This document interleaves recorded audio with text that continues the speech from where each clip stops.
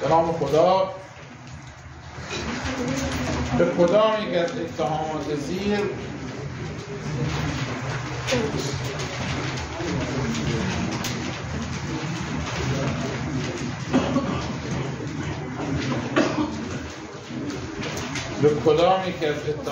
زیر فقط هم تو ذهنتون پاسخ بدید. نه من میخوام که انگشت بیارید بالا، نه میخوام سرود بخونید و اینا. من پاسخ میدم، شما تو ذهنتون پاسخ بدید. برای هیچ کس پاسخ نمیخواد بده که یکی بگه من چقدر درس خوندم تو بلد نیستی و اینا، ایجاد نشه. به کدام یک از اتهامات زیر، من کلا خیلی شناخت کارتون میدونم. به کدام یک از اتهامات زیر بسم الله الرحمن الرحیمش هم درست کنید، رحمانش مشکلی نداره. به کدام یک از اتهامات زیر در دادگاه انقلاب رسیدگی نمی شود؟ توهین به قومیت‌ها به قصد ایجاد تنش، نگهداری مشروبات الکلی خارجی، فروش مواد رادیواکتیو، اخلال در نظام اقتصادی کشور بدون قصد مقابله با نظام. پاسخ گزینه 3 میشه. اصلا چیزی نگید، من میگم شما تو ذهنتون شاید هر چند تا سوالم غلط یا درست بگید، بحثی نیست. پاسخ گزینه 3 میشه. من یک بار توضیح میدم و یک بار میگم بنویسید. فقط خیلی سعی کنید توضیحاتم رو گوش بدید، چون اون چیزی که میگن تو نقطه صداش میومد تو ذهنمون و فلان اینا، گوش بدید. 60 تا دونه سوال. ببینید این سوال به خصوص تاکیدش روی 2 رأی وحدت رویه‌ای است که به تازگی صادر شد. قبلا اختلاف بود که قاچاق مشروب که در هر حال به دادگاه انقلاب میره. کلا قاچاق کالاهای ممنوعه اعم از تجهیزات دریافت ماهواره، عتیقه، مشروبات الکلی و امثال ذالک به دادگاه انقلاب میره. بحث پیش اومده بود که آقا آیا نگهداری اینها هم به دادگاه انقلاب میره؟ حملش، نگهداریش، خریدش، فروشش، توزیعش.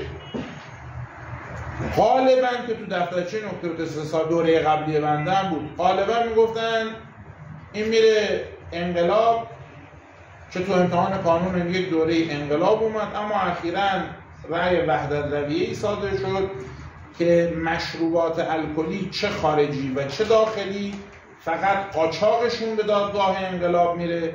این فقط مشروب نیست دیگه، ماهواره هم میشه، عتیقه هم میشه، فلان هم میشه، هر کالای ممنوعی. مشروبات الکلی فقط قاچاقشون به دادگاه انقلاب میره و خرید و فروش و نگهداری و حمل و تولید و فلانشون به دادگاه کیفری 2 میره. مطابق اینجا خب من یه اشتباهی کردم دیگه. دوستانی که گزینه 2 رو انتخاب کردن درست انتخاب کردن. حالا ایراد گزینه‌های دیگر هم میگیم. نکته باید دقت بفرمایید دوستان، همه چیزهای ممنوع اینجوری هم. سلاح هم، خرید و فروش و سلاح و مهمات و اقلام تحت کنترل مثل مواد رادیواکتیو هم فقط قاچاقشون به دادگاه انقلاب میره و خرید و فروش و نگهداری و فلانشون به دادگاه کیفری 2. فقط 2 تا جرم است که همه چیزش به دادگاه انقلاب میرود، یعنی چه قاچاقش، چه خریدش، چه فروشش، چه حملش. یکی مواد مخدر هست و یکی هم جرایم سمعی و بصری. جرایم سمعی و بصری هم چه توزیعش، چه تکثیرش، چه حملش، چه نگهداریش، چه مثل CD مستهجن. حتی CD مستهجنی که به قصد توزیع و تکثیر باشه دیگه، صرف نگهداریش مشکلی نداره. عرضم به خدمت شما که بنابراین نگهداری مشروبات الکلی به دادگاه کیفری 2 میره. گزینه 3 درستش بکنیدش قاچاق مواد رادیواکتیو که همون 2 هم که دوست 3 هم درست میشه. حالا هر کی تو ذهنش 2 و 3 رو حذف میکنه سازمان سنجش. مواد رادیواکتیو هم همین الان گفتم، اسلحه و مهمات و مواد اقلام تحت کنترل قاچاقشون به دادگاه انقلاب میره اما خرید و فروش و حمل و نگهداریش و اینها به دادگاه کیفری 2 میره. خب اینم که قاچاق به دادگاه انقلاب میره.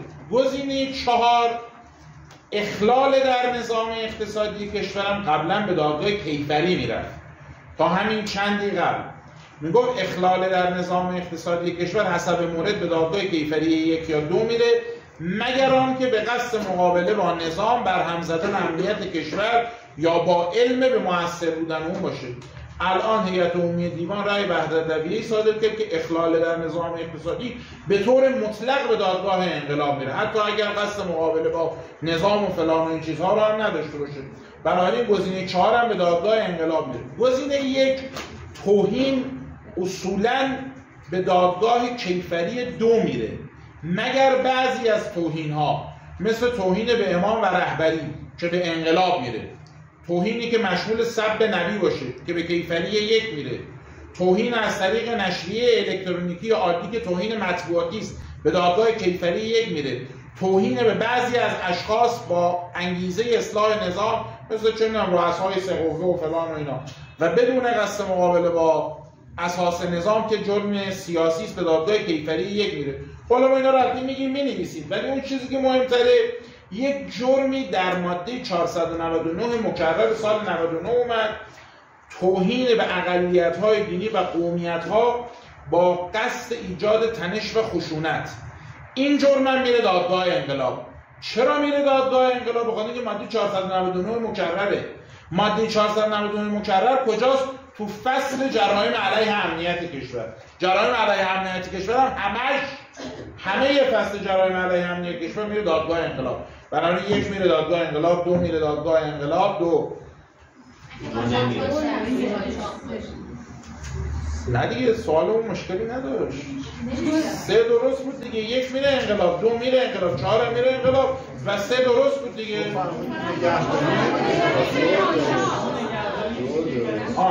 نه درسته.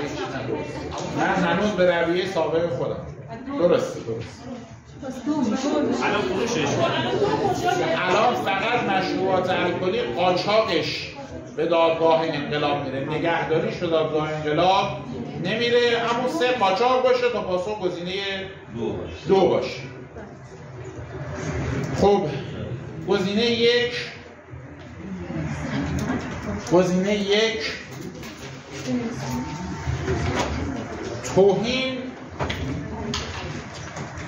توهین اصولاً به کیفری 2 می رود مگر در 5 مورد. 1 به امام خمینی و رهبری انقلاب،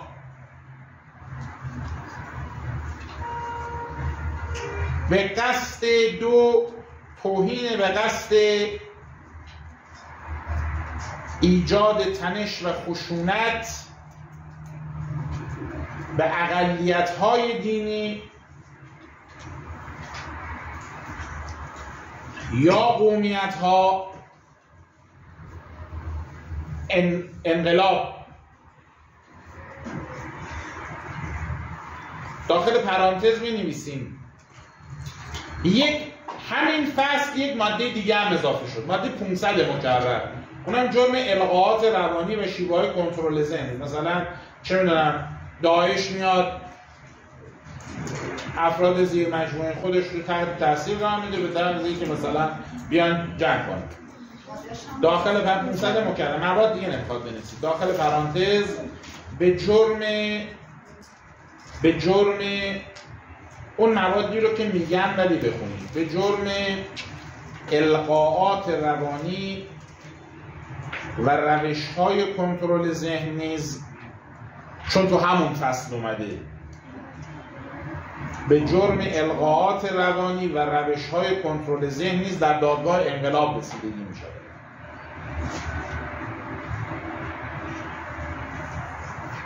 گزینه 3 سب نبی، کیفری 1.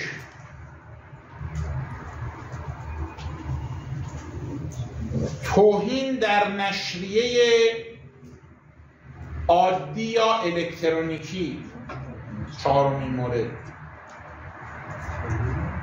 توهین در نشریه عادی یا الکترونیکی جرم مطبوعاتی و کیفری 1. جرم مطبوعاتی است دیگه در نشریه. 5 توهین به برخی افراد مانند رؤسای 3 قوه.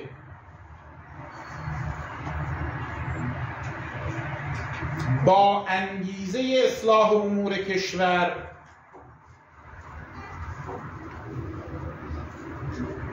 و بدون قصد مقابله با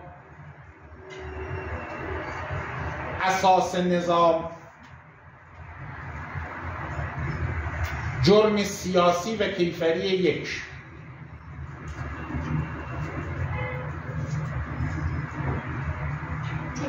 گزینه 2 سیاسی و گزینه 2 نگهداری مشروبات الکلی. به قاچاق اقلام ممنوعه،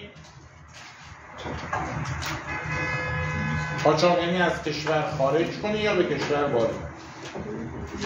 به قاچاق اقلام ممنوعه اعم از مشروبات الکلی داخلی یا خارجی،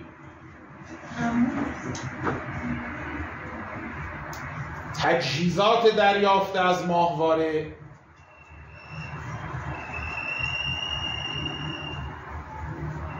آثار فرهنگی و تاریخی،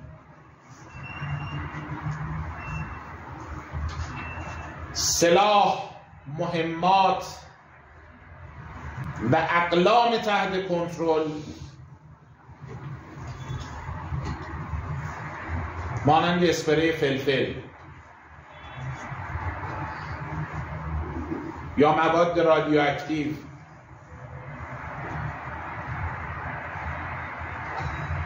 در دادگاه انقلاب رسیدگی می شود.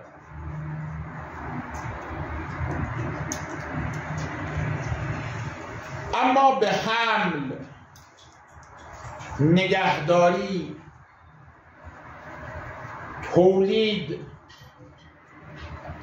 و خرید و فروش آنها در دادگاه کیفری 2 رسیدگی می شود.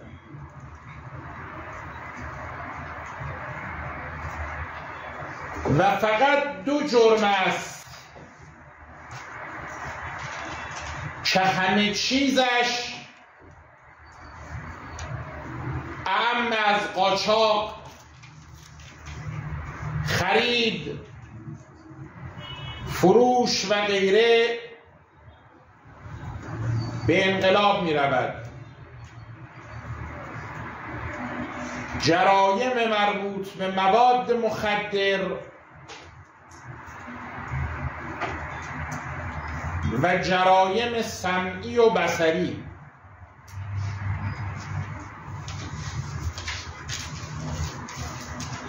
گزینه 3 رو هم که توضیح دادیم. گزینه 4 هم فقط بنویسیم.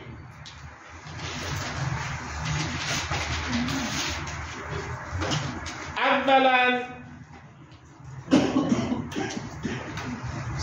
به اخلال در نظام اقتصادی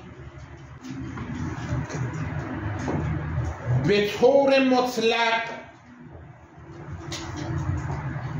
و بدون قید و شرط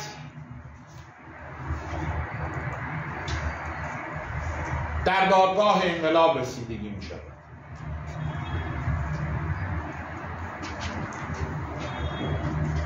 ثانیاً مبادا جرایم اقتصادی رو با اخلال در نظام اقتصادی، جرایم اقتصادی مثل ارتشاء، اختلاس، تصرف غیرقانونی جرایم مالیاتی، گمرکی و اون چیزایی که توی ماده 36 قانون مجازات اسلامی اومده. اینا اخلال در نظام اقتصادی است. اخلال در نظام اقتصادی در ماده 1 قانون اخلالگران در نظام اقتصادی کشور اومده. چه میدونم مثل احتکار ارزاق مورد استفاده عمومی، چه میدونم جعل گسترده اسکناس به قصد اخلال در نظام اقتصادی که لازم نیست. میخوام بگیم که به جرایم اقتصادی در دادگاه کیفری 2 رسیدگی میشه، نه دادگاه انقلاب. ثانیاً پولشویی جرایم اقتصادی است، اخلال در نظام اقتصادی. ثانیاً جرایم اقتصادی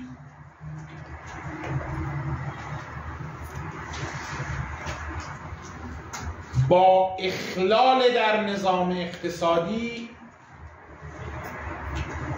تفاوت دارد.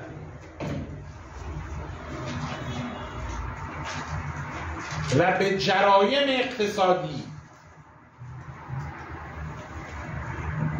نظیر پولشویی،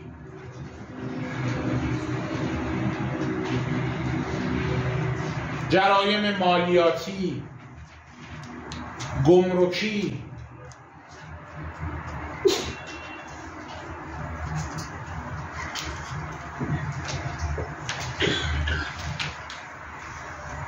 اختلاس، ارتشاء،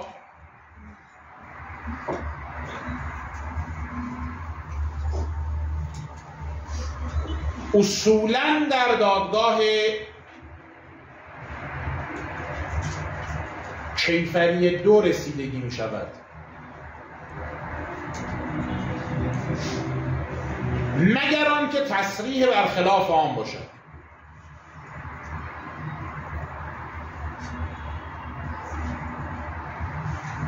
مثلا قاچاق کالاورز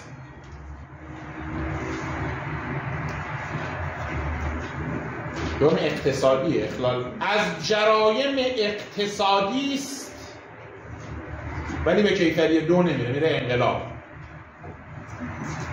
قاچاق کالاورز از جرایم اقتصادی است که به دلیل تصریح قانونگذار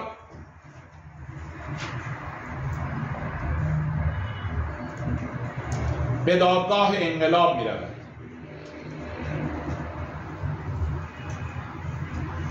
سوال دوم، الف در شیراز اقدام به تأسیس شرکت هرمی نموده و ب در مشهد اقدام به عضوگیری برای آن می نماید. به اتهام ب که عضوگیری کرده در کدام دادگاه رسیدگی می شود؟ انقلاب مشهد، انقلاب شیراز، کیفری 2 مشهد، کیفری 2 شیراز. پاسخ با دوستان دقت، پاسخ گزینه 1 می شود انقلاب مشهد. این سوال باز متضمن 2 رأی وحدت روی است. اولیش رو گفتیم، فعالیت‌های هرمی یکی از مصادیق اخلال در نظام اقتصادی کشور است و اخلال در نظام اقتصادی کشور بدون قید و شرط میره. اینا همه سوالاتی که در دفترچه‌های نقطه استفاده جواباش چیز دیگه بود. یعنی پارسال مشروبات الکلی خارجی داشتیم میرفت انقلاب، همین فعالیت‌های هرمی داشتیم میرفت کیفری. فعالیت‌های هرمی از مصادیق اخلال در نظام اقتصادی است و اخلال در نظام اقتصادی بدون قید و شرط به دادگاه انقلاب میره. پس میره انقلاب. کات میدانیم، دقت بفرمایید، که شریک یا معاون به دادگاه مباشر میرن. بنابراین شما با اون اطلاعات اینجوری اگر بخواید جواب بدید میگید خب این تأسیس کرده، اونی که داره عضوگیری میکنه یا چه میدونم داره نمایندگی قبول میکنه و فلان، مثل شریک و معاون میرن پیش اون کسی که تأسیس کرد. نه خیر، اینجوری نیست. هیئت عمومی یک رأی دیگه ای صادر کرد که تأسیس، عضوگیری و قبول نمایندگی در شرکت‌های هرمی 3 جرم مختلفن. یعنی هر کدوم از اینها مباشر یک جرم، پس هر کدوم میرن به شهر خودشون و بنابراین الف میره انقلاب شیراز به امیر انقلاب مشهد و بنابراین پاسخ گزینه 1 می شود. این ارزش فیلم گرفتن داشت که بگیم ما چقدر قشنگ این نقطه. اولا همین حرفایی که زدم باید ورقه بیاد، یعنی 2 خط کافی نیست. به هر حال اولا همانطور که گفتیم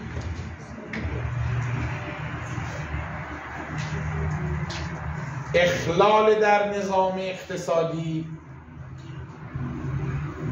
بدون قید و شرط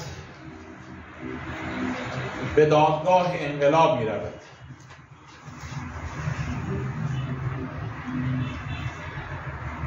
و فعالیت‌های هرمی یکی از مصادیق اخلال در نظام اقتصادی است.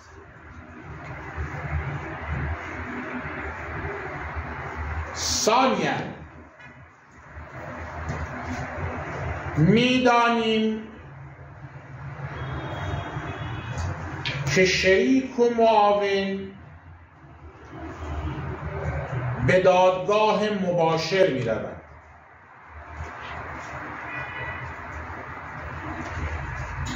اما تأسیس عضوگیری و قبول نمایندگی در شرکت‌های هرمی 3 جرم مختلف هستند.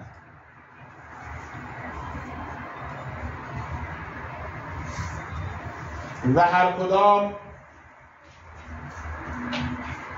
به دادگاه خودشان می روند.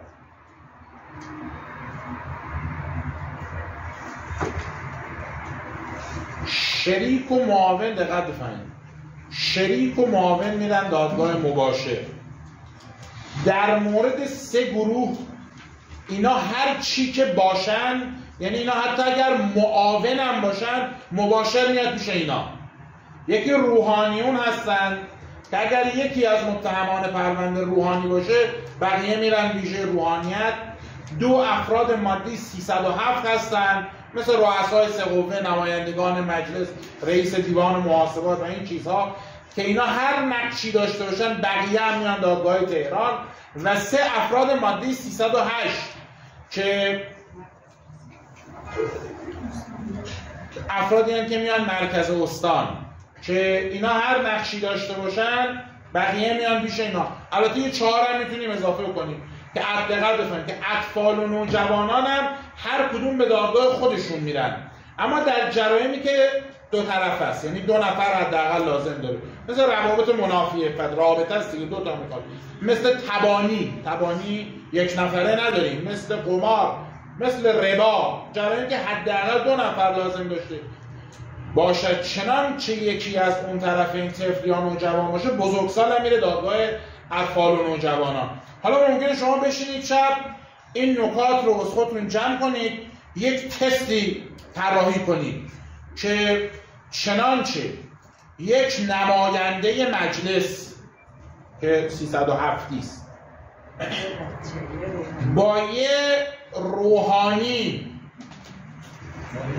با یک بچه و چه میدونم با فرماندار غیر مرکز استان تبانی کنن که مرتکب فلان جرم بشن. جرم نیست که 1 نفره نمیشه دیگه. به اتهام اینا کجا رسیدگی میشه؟ خب یه جا گفتیم اگر یکیشون روحانی باشه همه میرن روحانیت. یه جا گفتیم اگر یکیشون 307 باشه همه میرن 307 تهران.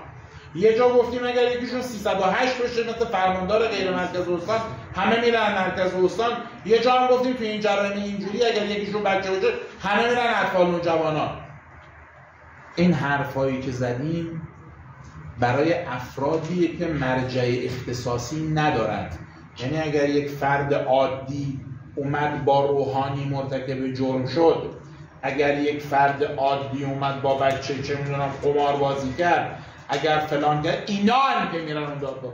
اگر هر فردی مرجع اختصاصی خودش رو داشته باشه، هر کسی به مرجع اختصاصی خودش میره، مگر اینکه تصریح برخلاف آن. یک استثنای دیگه هم داره، در اتهام جاسوسی با فرد نظامی هم فرد عادی به تبع نظامی میره به دادگاه نظامی، فقط جاسوسی.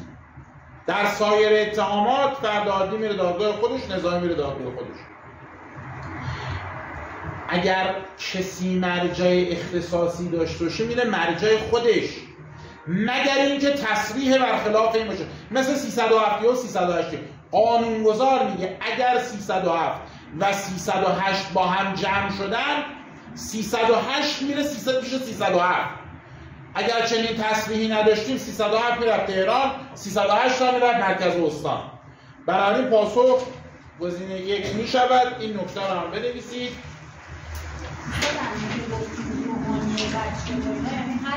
هر کدوم میرن دادگاه خودش.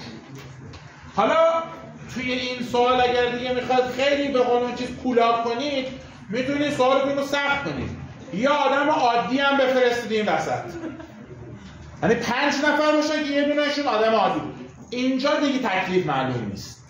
اینجا هر کی بیاد بگه نه میره روحانیت، نه 307 ها مهمتره، اونا قشنگتر. اینجا تکلیفی نه، تصریحی نداریم، باید وایسیم تا هیئت عمومی یک رأی وحدت رویه ایصال کنه. بفرمایید بنویسید. نکته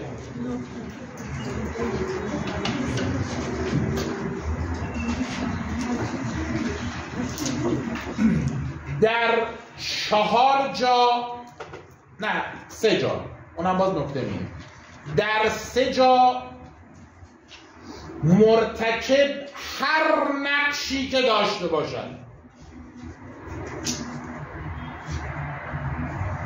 بقیه به دادگاه او میروند.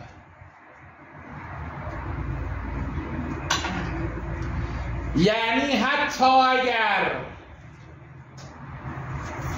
معاون باشد هم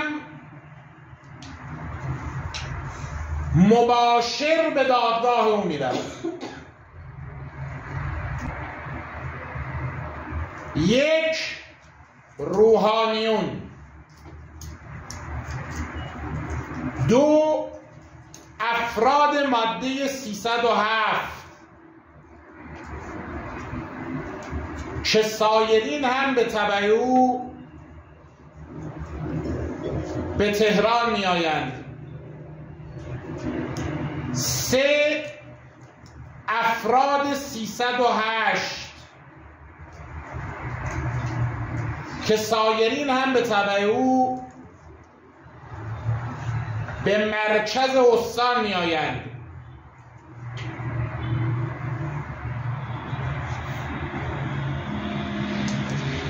نکته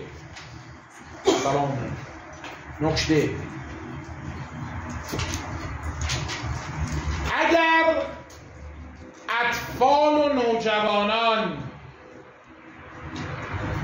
با بزرگسالان مرتکب جرمی شوند، هر کدام به دادگاه خودشان می روند.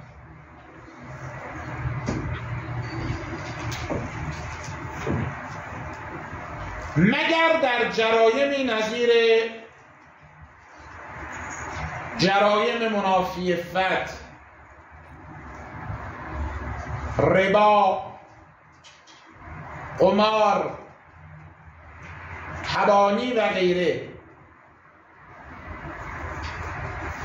که اگر یکی از متهمان طفل یا نوجوان باشد،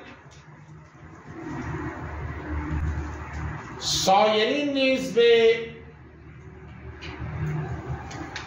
دادگاه اطفال و نوجوانان می روند.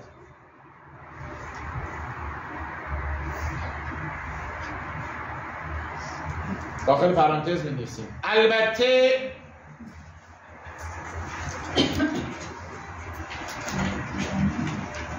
این مطلب یا این مطالب در واقع ناظر بر فرضی است که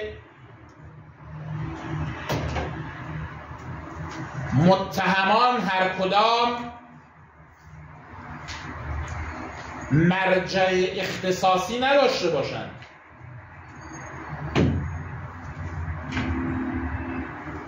وگرنه هر کدام به دادگاه خودشان می روند.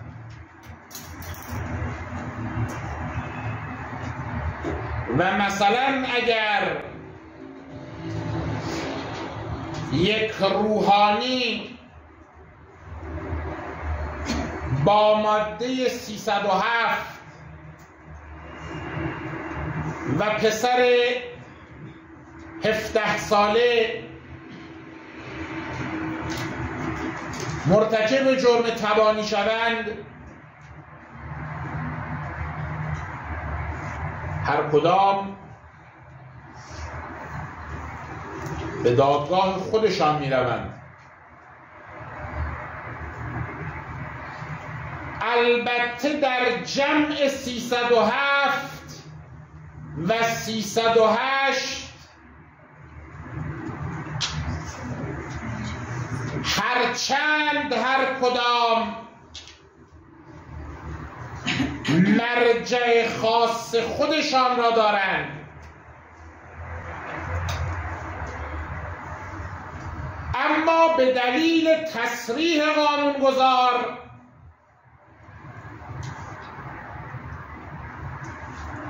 (308) نیز به دادگاه 307 یعنی تهران می رود. نکته: اگر فرد عادی با نظامی معاونت کند، فرد عادی به دادگاه نظامی نمی رود مگر در اتهام جاسوسی.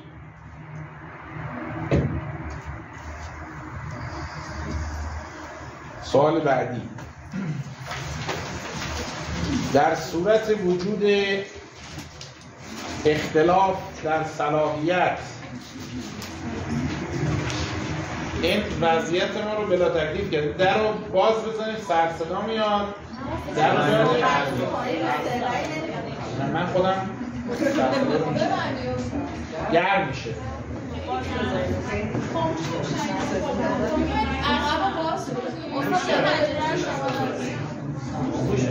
در صورت وجود اختلاف در صلاحیت، حل اختلاف در کدام مورد با دیوان عالی کشور نیست؟ در صورت وجود اختلاف در صلاحیت، حل اختلاف در کدام مورد با دیوان عالی کشور نیست؟ دادگاه کیفری 1 و 2 تبریز، دادسرای نظامی اهواز با دادسرای عمومی و انقلاب ارومیه، دادگاه حقوقی کرج با کیفری 2 قزوین، دادگاه نظامی 1 تهران با نظامی 2 عراق. پاسخ گزینه 1 می شود. دوستان خواهش کنم این سوال نیست، حالا اگر خیلی گرم شد، این سوال نیست، نه توضیح بدم، متضمن 2 رأی وحدت روی است. البته من همه گزینه ها رو باز میکنم. بین دادسرا و دادسرا اگر اختلاف پیش بیاد، انگار که بین دادگاه و دادگاه اختلاف پیش اومده. همچنان که اگر بین دادگاه و دادسرا اختلاف پیش بیاد هم همینجوریه. مثلا پرونده اومده دادسرای عمومی انقلاب تهران به این عنوان که جرم منافی عفته، جرم عادیه. دادسرا دیده این جرم منافی عفت اصلا پیش من نباید بیاد، باید مستقیم بره دادگاه. عدم صلاحیت زده فرستاده دادگاه. دادگاه گفته این که اصلا جرم منافی عفت نیست، این از اون جرم منافی عفتاییه که چون منافیت باید مبتنی بر رابطه باشه تا بره مستقیم به داد. این اصلا در صلاحیت من نیست. این برمیگردونه دادسرا. اینجا بینشون اختلاف پیش میاد. چون این عمومی انقلابه، اینم کیفری دو، صلاحیت ذاتیاشون یکی، همشون عمومی انقلاب در واقع عمومی ان دیگه. و چون در تهران میره با تجدید نظر تهران. حالا اگر بین دادگاه کیفری تهران با دادسرای نظامی تهران اختلاف پیش می اومد، دیگه صلاحیت ذاتیاشون فرق می‌کرد. چه تو تهران باشه چه تو 2 تا استان، میرفت دیوان عالی کشور. حالا بین دادگاه کیفری دوی تهران با دادسرای عراق دیگه اصلا شهرها فرق کرد. استان‌ها هم میره به دیوان عالی کشور. خیلی زود گرم شد.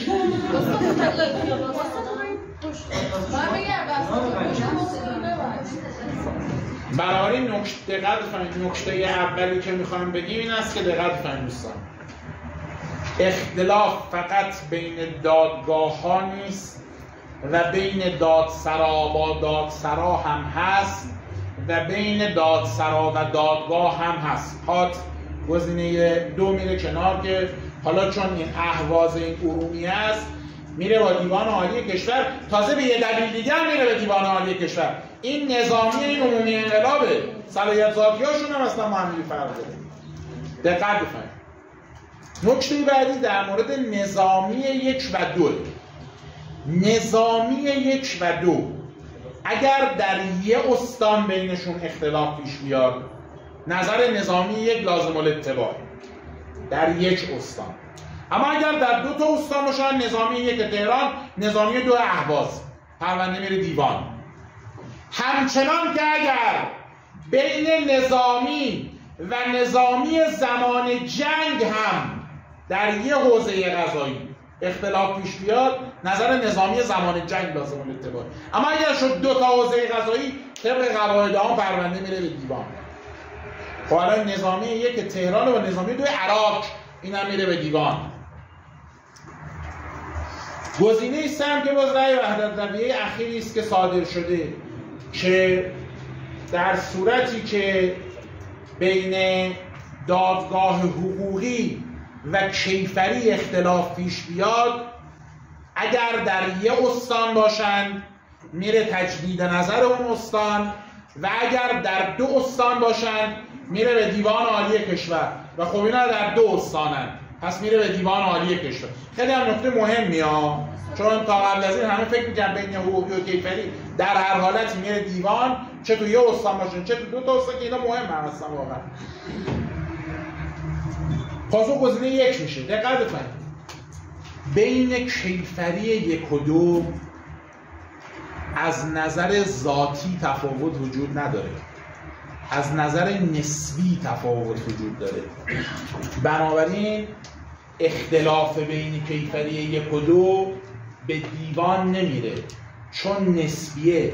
اگر توی استان باشن میره تجدید نظر استان، اگر تو 2 تا استان باشن میره به دیوان عالی کشور. اینجا کیفری 1 و 2 در تبریز بودن و بنابراین میره به تجدید نظر تبریز. پاسخ گزینه 1 میشه.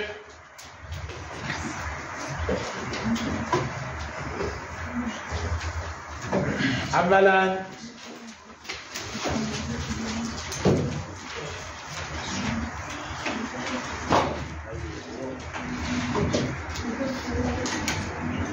طبق رأی وحدت رویه، حالا شماره‌هاش مهم نیست، من خیلی شماره رو بلد نیست. اولا طبق رأی وحدت رویه دادگاه‌های کیفری 1 و 2 از نظر نسبی تفاوت دارند، نه از نظر ذاتی. و بنابراین اگر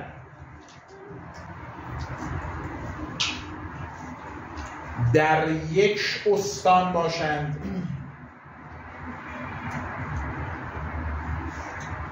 حل اختلاف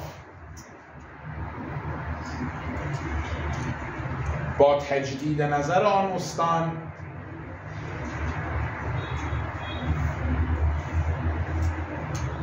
و اگر در 2 استان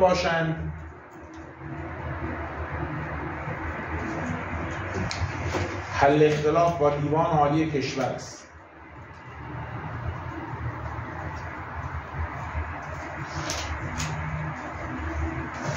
ثانیاً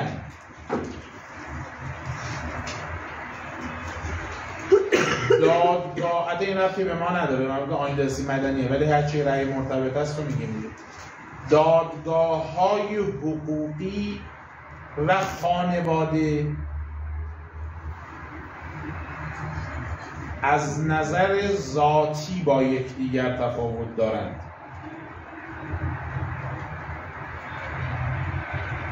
و بنابراین حل اختلاف در هر حال با دیوان عالی کشور است.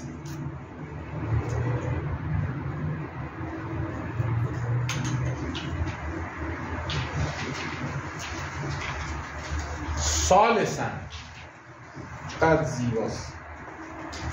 ثالثاً دادگاه‌های حقوقی با کیفری 2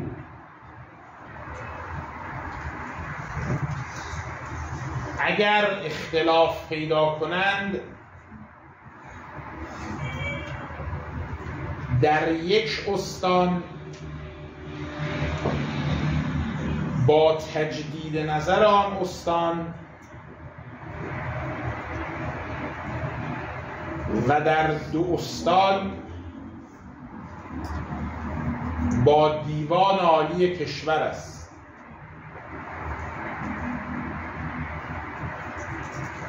البته اگر حقوقی با مراجع اختصاصی کیفری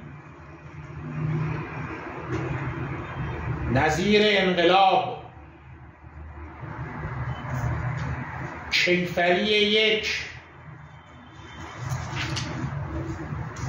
و غیره اختلاف پیدا کند، چون آخه من بعضا میبینم اینه که آیا میدانید که یک پست میذارن، آیا میدانید که الان کیفری با حقوقی اگر اختلاف پیدا کند دیگر به دیوان نمیرود، بلکه اگر در یک استان، نه آقا اینجور نیست، حقوقی با کیفری 2 اگر این اختلاف را پیدا کند. علتش هم قانون تشکیل دادگاه‌های عمومی و انقلابه که کیفری 2 را عمومی پنداشت، حقوقی را هم عمومی پنداشت، گفت شعبی تخصصی از دادگاه‌های عمومی هستند، بنابراین اگر در یک استان باشن تجدید نظر، اگر در 2 استان باشن دیوان. این که من دارم میگم مراجع اختصاصی هستند که دارن با عمومی اختلاف پیدا میکنن. پس هر کیفری با حقوقی اختلاف پیدا کرد اینجور نمیشه. کیفری اختصاصی اگر اختلاف پیدا کنن در هر حال میره به دیوان عالی کشور. چی گفتیم خانم؟ مثل انقلاب کیفری 1 اختلاف پیدا کنن. حل اختلاف در هر حال با دیوان عالی کشور است، چه در یک استان بوده باشند و چه در 2 استان.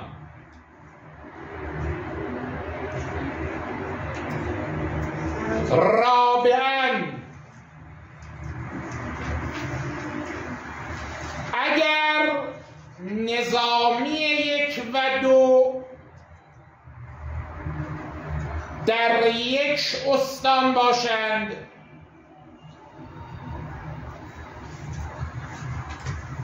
نظر نظامی 1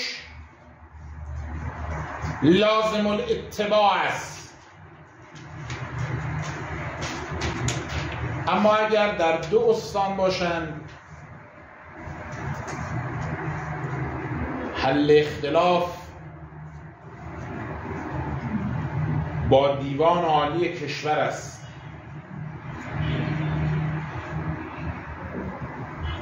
همچنان که اگر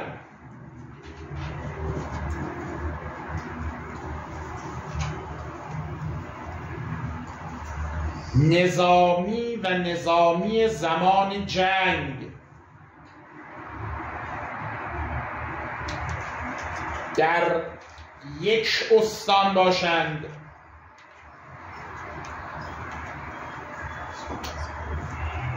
نظر نظامی زمان جنگ لازم الاتباع است.